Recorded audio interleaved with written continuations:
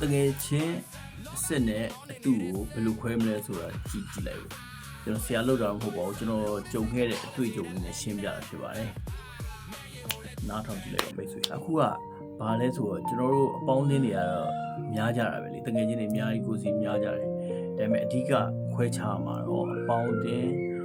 ထဲမှာတကယ်ချင်းအစ်စ်နဲ့အတူခွဲခြားမှာအပေါင်းအသင်းတကယ်ချင်းအစ်စ်အတူကိုတီးချင်တယ်ဆိုရင်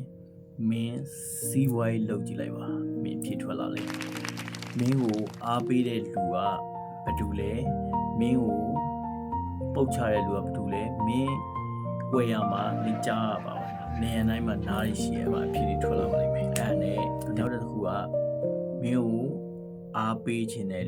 တကယ်ချင်းရှိရနောက်တစ်မျိုးကမင်းကိုပတ်ရှောင်တယ်တခုသူတို့လုပ်ပြီးဆိုရင်အလုပ်တစ်ခုလုပ်ပြီးဆိုရင်မင်းကိုဘာညာဆိုပတ်ရှောင်တယ်ဆိုလို့ပြောရင်အကုန်သိမှာပါနောက်တစ်တူဒုက္ခရောက်တဲ့အချိန်ကျမှရောက်လာတာဒုက္ခရောက်တဲ့အချိန်ကျမှရောက်လာပြီးတော့ပတ်စံချီရပါအောင်ညာအဲ့မှာအဖြစ်ထွက်ပါလိမ့်မယ်မင်းစီဝိုင်းလုပ်ကြည့်လိုက်မင်းကိုအားပေးလားမင်းကိုစာပို့လုပ်ပေးလားအကြံဉာဏ်ပေးလားဆိုတာအဲ့ဒါကိုအဖြစ်ထွက်လာလိမ့်မယ်အဲ့ဒါမင်းတငယ်ချင်းစစ်နဲ့အတူမင်းတေချာလေးစဉ်းစားခွဲခြားလိုက်အဲ့မှာအဖြစ်ထွက်လာပါလိမ့်မယ်ခင်ဗျာ